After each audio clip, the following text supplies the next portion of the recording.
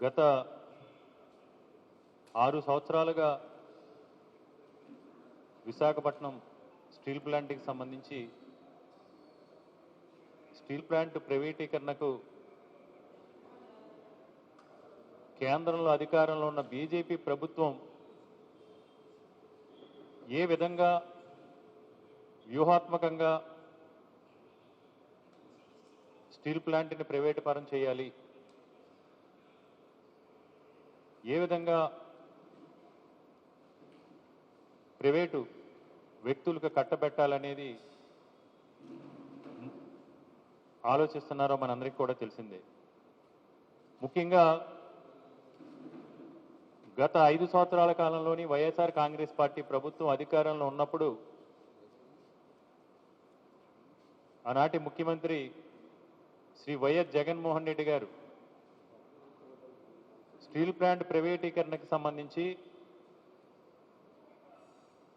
ప్రైవేటీకరణ దిశగా వ్యూహాత్మకంగా కేంద్ర ప్రభుత్వం వేస్తున్న ప్రతి అడుగులోనూ కూడా అడ్డు తగిలి పెద్ద ఎత్తున వైఎస్ఆర్ కాంగ్రెస్ పార్టీ తరఫున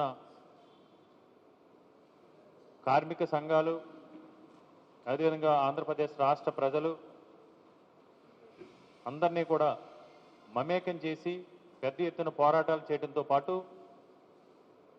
స్వయంగా ఆనాడు జగన్మోహన్ రెడ్డి గారు విశాఖపట్నానికి విచ్చేసి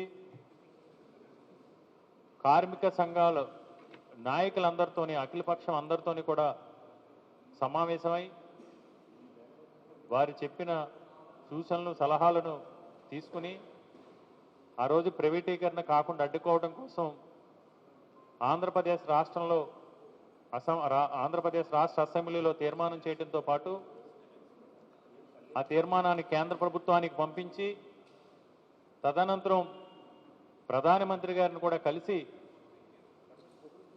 విశాఖపట్నం ఉక్కుని ప్రైవేటీకరణ చేయొద్దని ఆంధ్రప్రదేశ్ రాష్ట్ర ప్రభుత్వం తరఫున విజ్ఞప్తి చేయడంతో పాటు ఏ విధంగా స్టీల్ ప్లాంట్ని నష్టాల నుంచి బయటికి తీసుకొచ్చి ముందుకు నడిపించాలని నిపుణులు, మేధావులు సూచనలతో ఆ రోజు జగన్మోహన్ రెడ్డి గారు కూడా కేంద్ర ప్రభుత్వానికి విన్నవించడం, ప్రైవేటీకరణ కాకుండా పెద్ద ఎత్తున ఒత్తిడి తీసుకురావడం కూడా జరిగింది.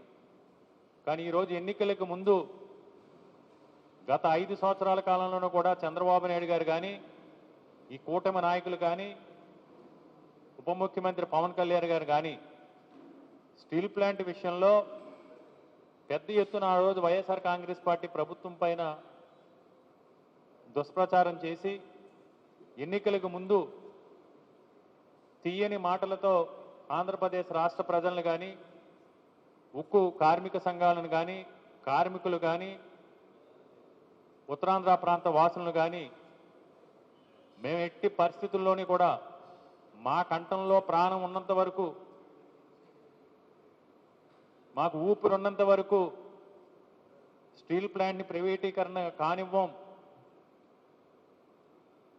మాకు ఓట్లు వేసి గెలిపిస్తే, మీరు మమ్మల్ని అసెంబ్లీకి, పార్లమెంట్కి పంపితే మేము పెద్ద ఎత్తున కేంద్ర ప్రభుత్వంపై ఒత్తిడి తీసుకొచ్చి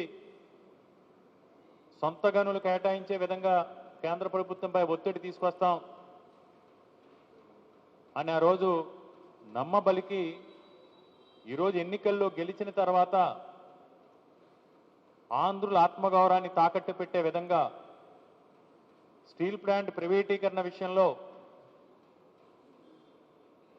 కేంద్ర ప్రభుత్వం వ్యూహాత్మకంగా వేస్తున్న అడుగులకి మడుగులు ఒత్తి ఈరోజు ఈ కార్మిక సంఘాలకి, కార్మికులకి, ప్రత్యక్షంగా పరోక్షంగా ఉన్న సుమారు 1,00,000 కుటుంబాలకి, ఆంధ్రప్రదేశ్ రాష్ట్ర ప్రజలకి కూడా ఈరోజు తీరని అన్యాయం చేస్తూ ఉన్నారు. ముఖ్యంగా ఈ కూటమి ప్రభుత్వం అధికారంలోకి వచ్చిన తర్వాత స్టీల్ ప్లాంట్కి ప్యాకేజ్ పేరుతో మభ్యపెట్టి ఏదైతే ఆ ప్యాకేజ్ ద్వారా తీసుకొచ్చారో సుమారు 14,000 కోట్ల రూపాయలు 11,400 కోట్ల రూపాయల ప్యాకేజీని ప్రకటించి అందులో ఇప్పటి వరకు ఇచ్చింది ఆ ప్యాకేజీ ప్రకటించిన తర్వాత 8,500 కోట్ల రూపాయలే. ఆ ప్యాకేజీని కూడా ప్లాంట్ అభివృద్ధి కోసం వినియోగించకుండా గతంలో ఏదైతే స్టీల్ ప్లాంట్కి జిఎస్టీలకి సంబంధించి లేదా ఇతరత్ర అవసరాలు ఉన్నాయి వాటికి నయానో భయానో బలవంతంగా కొంతమంది ఉద్యోగుల్ని ఎవరైతే సుమారు విఆర్ఎస్ చేయించారో, వాలంటీర్ రిటైర్మెంట్ తీసుకోమని బెదిరించారో వారికి వెచ్చించడం జరిగింది. ఈరోజు ఆంధ్రప్రదేశ్ రాష్ట్ర ప్రభుత్వానికి ఈ కూటమి ప్రభుత్వంలో ఉన్న తెలుగుదేశం కానీ జనసేన కానీ బీజేపీకి సంబంధించి ఆంధ్రప్రదేశ్ రాష్ట్రంలో ఉన్న ఎమ్మెల్యేలు ముఖ్యంగా ఎంపీలకు సంబంధించి మీరు తలుసుకుంటే మీకు చిత్తశుద్ధి ఉంటే విశాఖపట్నం ఉక్కు అనేది ఆంధ్రుల హక్కు, ఈ ఉక్కు ఫ్యాక్టరీ భవిష్యత్తు ఆంధ్రప్రదేశ్ రాష్ట్ర ప్రజలకి సంబంధించిన భవిష్యత్తు, ఈ ఉక్కు ఫ్యాక్టరీ వల్ల ఈ రాష్ట్రంలో ముఖ్యంగా ఉత్తరాంధ్ర ప్రాంతంలో సామాజిక ఆర్థిక ప్రయోజనాలు ఉన్నాయి. ఈ సామాజిక ఆర్థిక ప్రయోజనాలను దెబ్బ కొట్టకుండా ఈ ప్రాంత వాసుల ఆత్మాభిమానాన్ని ఆత్మగౌరవాన్ని కాపాడాలనే చిత్తశుద్ధి కనుక మీలో ఉంటే ఈరోజు మీరే గొప్పలు చెప్పుకుంటా ఉన్నారు. కేంద్ర ప్రభుత్వంపై మాపై నడుస్తుంది, మేం ఇక్కడ ఏది చెబితే అదే కేంద్ర ప్రభుత్వం చేస్తుందని మీ ఎల్లో మీడియాలో పెద్ద ఎత్తున మీరు గొప్పలు చెప్పుకుంటూ ఉన్నారు. మరి మీరు ఈరోజు ఈ కూటమి ప్రభుత్వం అధికారంలోకి వచ్చిన తర్వాత ముఖ్యమంత్రి గారు అనేక సార్లు ఢిల్లీ పర్యటనలు చేశారు. మీకు నిజంగా చిత్తశుద్ధి ఉంటే ప్రజలకి చేసిన వాగ్దానాల మీద ప్రమాణాల మీద మనం నిలబెట్టుకోవాలనే నిజాయితీ కనుక మీలో ఉంటే ఈరోజు మీరు తలుసుకుంటే మీ ఎవరైతే ఎంపీలు ఉన్నారో ఎంపీలు మేము కేంద్ర ప్రభుత్వానికి మద్దతు ఉపసంహరించుకుంటామని మీరు డిమాండ్ చేస్తే తప్పకుండా విశాఖపట్నం ఉక్కు ప్రభుత్వ రంగ సంస్థగానే కొనసాగే అవకాశం ఉంది. కానీ మీరు ఎందుకు ఆ ప్రయత్నం చేయటం లేదు? 2019 నుంచి 2024 వరకు మాకున్న ఎంపీలతో కేంద్ర ప్రభుత్వానికి అవసరం లేకపోయినా సరే జగన్మోహన్ రెడ్డి గారు పెద్ద ఎత్తున పోరాటం చేయడంతో పాటు 100 మందికి పైగా ఆంధ్రప్రదేశ్ రాష్ట్ర ఎంపీలే కాకుండా 100 మందికి పైగా ఉక్కు ప్రైవేటీకరణకు వ్యతిరేకంగా సంతకాల సేకరణ చేసి ఈ ప్రాంతంలో ఉన్న కార్మిక సంఘాల నాయకులు కానీ ఉత్తరాంధ్ర మేధావులు కానీ విశాఖ హక్కు ఆంధ్రుల హక్కు అనే పోరాటంలో విశాఖ హక్కు కోసం పోరాటం చేస్తున్న ప్రజా సంఘాలను కానీ ఢిల్లీకి తీసుకెళ్లి ఆ రోజు వైఎస్ఆర్ కాంగ్రెస్ పార్టీ ప్రభుత్వం తరఫున ప్రధానమంత్రి గారిని కానీ కేంద్ర ప్రభుత్వంలో ఉన్న పెద్దలందరినీ కూడా కలిసి ఏర్పాటు చేసి జంతర్ మంతర్ దగ్గర ధర్నా చేసి పెద్ద ఎత్తున ఆ రోజు విశాఖ ఉక్కు ప్రైవేటీకరణకి వ్యతిరేకంగా మా వాణిని ఆ రోజు వినిపించడం జరిగింది. ఈరోజు మీ మద్దతుతోనే మా వల్లే కేంద్ర ప్రభుత్వం చెప్పుతుందనే పదే చెప్పుకునే మీరు ఎందుకని ఈరోజు ఆ ప్రయత్నాలు చేయటం లేదు? ముఖ్యంగా వైజాగ్ స్టీల్ ప్లాంట్ అంశంపై ఆ రోజు ఎన్నికలకు ముందు ముఖ్యమంత్రి చంద్రబాబు నాయుడు గారు కానీ పవన్ కళ్యాణ్ గారు కానీ మేము అవసరమైతే రాజీనామా చేస్తానన్నాం విశాఖపట్నం స్టీల్ ప్లాంట్ కోసం.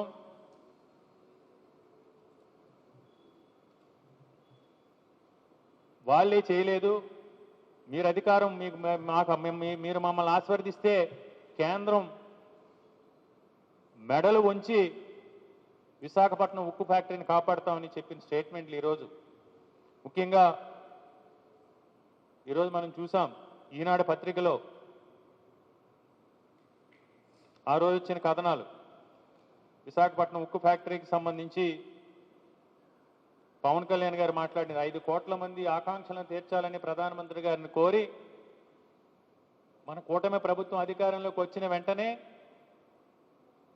విశాఖపట్నం విశాఖ హుక్కు ప్రభుత్వ రంగ సంస్థగానే కొనసాగుతుందన్న ప్రకటన చేస్తా ఉంది. ఈరోజు పరిస్థితులు చూస్తే ఆ రోజు ఇదిగో వారం రోజులు గడివిస్తున్న ఆలోగా స్పందించకపోతే ఉద్యమం తప్పదు. అసెంబ్లీలో తీర్మానాలు చేస్తే చేతులు దులుపుకుంటే కుదరదు. 22 మంది ఎంపీలుండి 151 ఎమ్మెల్యేలుండి మీరేం చేశారని ఆ రోజు చంద్రబాబు నాయుడు గారు పవన్ కళ్యాణ్ గారు కూడా మాట్లాడారు. మరి ఈరోజు జగమెరిగిన సత్యం, ఆంధ్రప్రదేశ్ రాష్ట్రంలో కూటమిలో గెలిచిన ఎమ్మెల్యేలు కనుక కేంద్ర ప్రభుత్వానికి మద్దతు ఉపసంహరించుకుంటే కేంద్ర ప్రభుత్వం ఈ ప్రభుత్వం కూలిపోతుందనేది అందరికీ తెలిసిందే. ఈరోజు ఆనాడు 1966, 67లో ఎందరో సామాజికవేత్తలు, మేధావులు ఈ రాష్ట్ర భవిష్యత్తుని, ఈ రాష్ట్రాన్ని బంగారు భవిష్యత్తుననే కోరుకునే మంది వేలాది మంది పోరాటాలు చేసి 32 మంది ప్రాణత్యాగాలు చేసి వేలాది మంది గాయపడి విశాఖ హుక్కును సాధించుకుని సుమారు 20 ఏళ్ల పోరాటం చేసి ఆ ఉక్కు ఫ్యాక్టరీ నిర్మాణం చేసుకుంటే నిర్మాణ సమయంలో కూడా సుమారు ఆ కన్స్ట్రక్షన్ టైంలో కూడా 200 మంది పైచీలకు ఈరోజు అసువులు బాసారని అందరూ కూడా చెప్తా ఉంటారు. అలాంటిది ఈరోజు దఫదఫాలుగా అంటే మరి విశాఖపట్నంలో ఉత్తరాంధ్ర ప్రాంత వాసులంటే మీకు చులకనో, అణచివేత ధోరణో, చిన్న చూపో, సౌతి ప్రేమో తెలియదు. ఆ రోజు 32 మంది ప్రాణత్యాగాలు చేస్తే ఈరోజు విశాఖపట్నంలో ఉక్కు ఫ్యాక్టరీలో ఉన్న కొన్ని సుమారు 40-50 విభాగాలు ఉన్నాయని అంటారు. అందులో 32 విభాగాల్ని ప్రైవేటీకరణ చేసే విధంగా ఈరోజు నోటీసులు ఇవ్వడం జరిగింది 32 విభాగాలకు సంబంధించి. ఈరోజు ఈ ప్రాంతంలో గెలిచిన టీడీపీ, జనసేన, బీజేపీకి సంబంధించిన ఎమ్మెల్యేలు కానీ, ఎంపీలు కానీ ఈ ప్రాంత ప్రజలు మీకు ఓట్లేసి గెలిపించారు, వారి అభిప్రాయం మేరకు ఈ ప్రాంతానికి అన్యాయం జరుగుతుంది, విశాఖ ఉక్కు ప్రైవేటీకరణ జరిగితే ఈ ప్రాంత వాసులు పెద్ద ఎత్తున నష్టపోతారు, దానివల్ల ఈ ప్రాంత భవిష్యత్తే ప్రశ్నార్థకం అవుతుందనే చిత్తశుద్ధి కనుక మీలో ఉంటే, ఈ ప్రాంత ప్రజల ప్రయోజనాలు కోరుకునే ఆలోచనే కనుక మీకుంటే ఈ ప్రాంతంలో గెలిచిన ఎమ్మెల్యేలు కానీ, ఎంపీలు కానీ తక్షణం ఆంధ్రప్రదేశ్ రాష్ట్ర ప్రభుత్వం పైన, తద్వారా కేంద్ర ప్రభుత్వం పైన ఒత్తిడి తీసుకొచ్చి తక్షణం ఈ 32 విభాగాలకు సంబంధించిన ఏదైతే నోటీసులు ఇచ్చారో, టెండర్ నోటీసులు ఇచ్చారో వాటిని రద్దు చేయించాలని డిమాండ్ చేస్తున్నాం. అదేవిధంగా ఆ రోజు 64 గ్రామాలకు సంబంధించి 16,500 మంది రైతులు 22,000 ఎకరాలు వ్యవసాయ భూమిని ఈ ప్లాంట్ కోసం త్యాగం చేస్తే ఎవరైతే రైతు కుటుంబాలు ఉన్నాయో వారికి ఎప్పటికీ కూడా 8,000 మందికి ఉద్యోగాలు కల్పించకుండా వారికి అన్యాయం చేయడం జరిగింది. ఈ కూటమి ప్రభుత్వం అధికారంలోకి వచ్చిన తర్వాత ఈ 14 నెలల కాలంలోని 14,500 మంది ఉన్న కాంట్రాక్ట్ కార్మికుల్లో 4,700 మందిని ఇప్పటి వరకు కూడా తొలగించడం జరిగింది. మొదటి విడతలో విఆర్ఎస్ సంబంధించి 1,150 మందిని పర్మనెంట్ ఉద్యోగులను వాలంటీర్ రిటైర్మెంట్ ద్వారా తొలగింపు. ఇప్పుడు రెండో విడతలో 1,017 మంది పర్మనెంట్ ఉద్యోగులు వాలంటీర్ రిటైర్మెంట్ ద్వారా తొలగింపు సిద్ధంగా ఉన్నారు. పైగా ఇప్పుడు ఎవరైతే ఉద్యోగులు ఉన్నారో వారికి 3 నెలల నుంచి జీతాలు లేవు. ఈ కూటమి ప్రభుత్వం అధికారంలో జూన్ నెలలో వస్తే 2024 సెప్టెంబరు నుంచి ప్లాంట్ మొదలు పెట్టిన దగ్గర నుంచి ఇస్తున్న హెచ్ఆర్ఏ పర్మనెంట్ ఉద్యోగులకు ఏదైతే హెచ్ఆర్ఏ ఇస్తున్నారో 2024 సెప్టెంబర్ నుంచి ఇప్పటి వరకు కూడా హెచ్ఆర్ఏ ఇవ్వట్లేదు. ఎల్టీసీ కానీ ఎల్ఎల్టీసీ కూడా ఇవ్వటం లేదు. కనీసం ఎంప్లాయీస్ థ్రిఫ్ట్ సొసైటీలో లోన్లు అయితే తీసుకున్నారో దానికి సంబంధించి 150 కోట్ల బకాయిలు ఉన్నాయి. వాటిని కూడా చెల్లించట్లేదు. సిఎస్ఆర్ ఫండ్స్ ద్వారా విమలా విద్యాలయం అని స్టీల్ ప్లాంట్లు అందరికీ తెలుసు, నడిపించారు. దౌర్భాగ్యం ఏంటంటే ఆ విమలా విద్యాలయాన్ని కూడా మొన్న అకాడమిక్ ఇయర్ నుంచి దాన్ని కూడా మూసేశారు. ఈరోజు హాస్పిటల్కి సంబంధించి ఏదైతే స్టీల్ ప్లాంట్ హాస్పిటల్ ఉందో హాస్పిటల్లో ఈరోజు దౌర్భాగ్య పరిస్థితులు ఉన్నాయి. ఈ కూటమి ప్రభుత్వం అధికారంలోకి వచ్చిన తర్వాత ఎవరైనా సరే బయట హాస్పిటల్స్, ప్రైవేట్ హాస్పిటల్స్కి రిఫర్ చేస్తున్నారు. ప్రైవేట్ హాస్పిటల్ రిఫర్ చేసిపోయిన వాళ్ళకి ఏమన్నా రీఎంబార్స్మెంట్ చేస్తున్నారంటే రీఎంబార్స్మెంట్ చేసే కనీసం మెడికల్ రీఎంబార్స్మెంట్ కూడా స్టీల్ ప్లాంట్ ఉద్యోగులకి ఈరోజు చేసే పరిస్థితి లేదు. ఈ 14 నెలల కాలంలోని సబ్సిడీ కింద స్టీల్ ప్లాంట్ క్వార్టర్స్లో ఎవరైతే నివసిస్తున్నారో పర్మనెంట్ ఉద్యోగులు గతంలో కూటమి ప్రభుత్వం అధికారంలోకి రాకముందు యూనిట్కి 60 పైసల నుంచి 80 పైసలు ఎంతో సబ్సిడీ కింద ఎక్కడైనా ఏ ఇండస్ట్రీస్ క్వార్టర్లోనైనా ప్రభుత్వ రంగ సంస్థల్లో చెల్లిస్తారు. కానీ చాలా అడ్డగోలుగా 80 పైసల నుంచి 8 రూపాయలు చేశారు యూనిట్ ధర. అంటే పొమ్మం లేక పొగబెట్టడం కాదు, పొమ్మనే పొగబెడుతున్నారు ఈరోజు. ఇది ఎంత ఇంకొకటి మొన్ననే తెలుగుదేశానికి సంబంధించిన నాయకులు, బీజేపీకి సంబంధించిన నాయకులు, ఈ కూటమి నాయకులు గత 4-5 రోజులుగా దీనికి సంబంధించి ప్రెస్ మీట్లు పెట్టి ఇదేమీ కాదు, మేము కేంద్ర ప్రభుత్వంతో పోరాటం చేస్తున్నాం, విశాఖ ఉక్కు ప్రైవేట్ రంగ సంస్థగానే ప్రభుత్వ రంగ సంస్థగానే కొనసాగుతుందని ప్రగల్భాలు పలికారు. ఈరోజు మీడియా మిత్రుల ద్వారా ప్రజలందరికీ కూడా తెలియజేసుకోవాల్సింది, మన అప్రమత్తంగా ఉండాల్సింది, ప్లాంట్ నిర్మాణం జరిగి 1991లో ప్లాంట్ ఇనాగ్రేషన్ జరిగిన దగ్గర నుంచి కూడా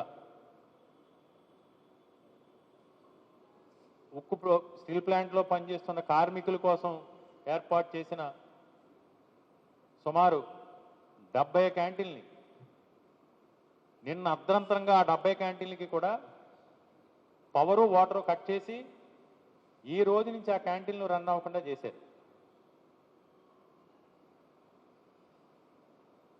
ఇనాగ్రేషన్ జరిగిన దగ్గర నుంచి ఈ రోజు వరకు కూడా ప్లాంట్లో ఉన్న 70 క్యాంటీన్లకి నిన్న అంటే 20 ఆగస్టు 2025వ తారీఖున పవరు వాటర్ కూడా కట్ చేసి రేపటి నుంచి మీ క్యాంటీన్లు మూసేయమని నిన్న చెప్పడం జరిగింది. ఈ రోజు ఉదయం స్టీల్ ప్లాంట్ పరిసరాల్లో ఉన్న చిన్న చిన్న కూల్ డ్రింక్ షాప్లో, సోడా షాప్లో, లేకపోతే టీ బంకులో వాళ్ళందరినీ కూడా ఈరోజు తొలగించడం జరిగింది. అంటే ఎంత అణచివేత ధోరణితో, అంటే ప్రైవేటీకరణని అడ్డుకోకపోగా ఈ కూటమి ప్రభుత్వం మేము ఏం చేసినా భరించాల్సిందే, మేము అణిచివేస్తే అణిగిమణిగి ఉండాల్సిందే, మీరు నోరెత్తడానికి లేదు అని అడ్డగోలుగా కాంట్రాక్ట్ కార్మికులు తొలగించడంతో పాటు కాంట్రాక్ట్ కార్మికులు తొలగింపు విషయంలో కూడా చాలా దౌర్జన్యంగా, ఏకపక్షంగా కార్మిక హక్కుల్ని కాలరాసే విధంగా ఎలాంటి ఇన్ఫర్మేషన్ ముందస్తు సమాచారం లేకుండా వారు మార్నింగ్ డ్యూటీకి వెళ్ళిన తర్వాత బయోమెట్రిక్ కాపీ వారి ఆధార్ కార్డుని బ్లాక్ చేస్తూ ఉన్నారు. ఈరోజు ఎవరైతే కాంట్రాక్ట్ కార్మికులను తొలగించారో రాజ్యాంగ విరుద్ధంగా వారందరి ఆధార్ కార్డులను కూడా వీళ్ళు ప్లాంట్ యాజమాన్యం బ్లాక్ చేయడం జరిగింది. ఈ కాంట్రాక్ట్ కార్మికులకు సంబంధించి సుమారు 4700 మందిని తొలగించడంతో పాటు అందులో స్కిల్డ్, సెమీ స్కిల్డ్, అన్స్కిల్డ్ ఈ 3 విభాగాలకి సంబంధించి గత 10 రోజులుగా పక్క రాష్ట్రాల నుంచి, ఒరిస్సా నుంచి, ఛత్తీస్గఢ్ నుంచి, బెంగాల్ నుంచి ఆంధ్రుల్ని తొలగించి కాంట్రాక్ట్ కార్మికులుగా ఉన్న ఆంధ్రప్రదేశ్ రాష్ట్ర ప్రజలను ఆంధ్రులకు తొలగించి 1450 మందిని ఒరిస్సా నుంచి బెంగాల్ నుంచి తీసుకొచ్చి ఈరోజు స్కిల్డ్ వర్కర్స్ స్థానంలో అన్స్కిల్డ్, సెమీ స్కిల్డ్ కూడా కాదు, అన్స్కిల్డ్ వర్కర్స్ని తీసుకొచ్చి పెట్టిన మాట వాస్తవం కాదా? ఏ ఒక్క కాంట్రాక్ట్ కార్మికుడి కన్నా ఫుల్ అండ్ ఫైనల్ చేశారా మీరు? కాబట్టి మా డిమాండ్ ఒకటే, ఇప్పటికైనా ప్రజలు మిమ్మల్ని చేదరించుకుని చీ కొట్టక ముందే ఈ రాష్ట్ర ప్రభుత్వం కానీ, ముఖ్యంగా ఉత్తరాంధ్ర ప్రాంతంలో ఉన్న శాసనసభ్యులు కానీ, పార్లమెంటు సభ్యులు కానీ మీకు చీము నెత్తురు ఉంటే, ఈ ప్రాంతానికి అన్యాయం జరుగుతుందనే స్పృహ ఉంటే, విశాఖ ఉట్టు ప్రైవేటీకరణ జరిగితే ఈ రాష్ట్రంలో ఆర్థిక సామాజిక సమతుల్యతను కోల్పోతాం, ఆర్థికంగా సామాజికంగా ఉత్తరాంధ్ర ప్రాంతానికి తీరని అన్యాయం జరుగుతుంది అని ఆలోచన కనుక మీకు ఉంటే తక్షణం కేంద్ర ప్రభుత్వంపై ఒత్తిడి తీసుకొచ్చి ఈ 32 విభాగాల ప్రైవేటీకరణకు సంబంధించిన నోటీసులు నిలుపుదల చేయడంతో పాటు మీరు ఏదైతే ఎన్నికలకు ముందు చెప్పారో స్టీల్ ప్లాంట్కి సొంత గనుల కోసం మేము పోరాటం చేస్తాం, కేంద్రంలో మేము భాగస్వాములైతే సొంత గనులు తీసుకొస్తామని ఏదైతే మీరు వాగ్దానం చేశారో, హామీ చేశారో, హామీని నెరవేర్చడంతో పాటు ముఖ్యంగా ప్రధానంగా స్టీల్ ప్లాంట్ ప్రైవేటీకరణ నిర్ణయాన్ని వెంటనే వెనక్కి తీసుకోవాలని గతంలో వైఎస్ఆర్ కాంగ్రెస్ పార్టీ ప్రభుత్వ ఆధ్వర్యంలో జగన్మోహన్ రెడ్డి గారు ఆధ్వర్యంలో చేసిన తీర్మానాన్ని మీరు కూడా అసెంబ్లీలో తీర్మానం చేసి కేంద్ర ప్రభుత్వానికి పంపే విధంగా మీరు ఒత్తిడి తీసుకురావాలని డిమాండ్ చేస్తున్నాం.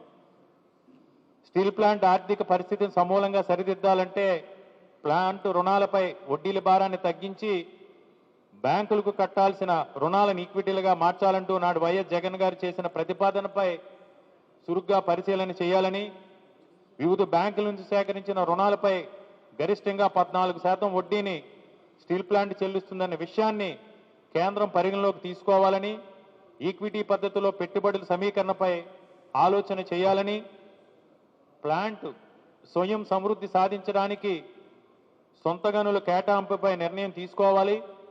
దీనివల్ల స్టీల్ ప్లాంట్కు నిరంతరాయంగా ముడి సరుకు లభ్యం అవుతుంది, సామర్థ్యం మేరకు ఉత్పత్తి సాధ్యమవుతుందని గతంలో వైఎస్ఆర్ కాంగ్రెస్ పార్టీ ప్రభుత్వ ఆధ్వర్యంలో కేంద్ర ప్రభుత్వాన్ని విజ్ఞప్తి చేయడం జరిగింది.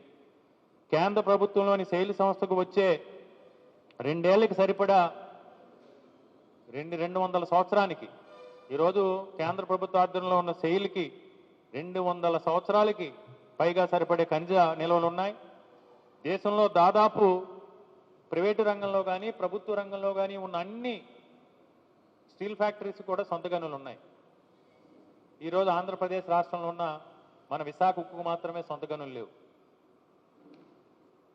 అంటే ఈ వివక్ష, ఈ అణిచివేత ఇలాగే కొనసాగుతూ ఉంటే, మనం చూస్తూ ఉంటే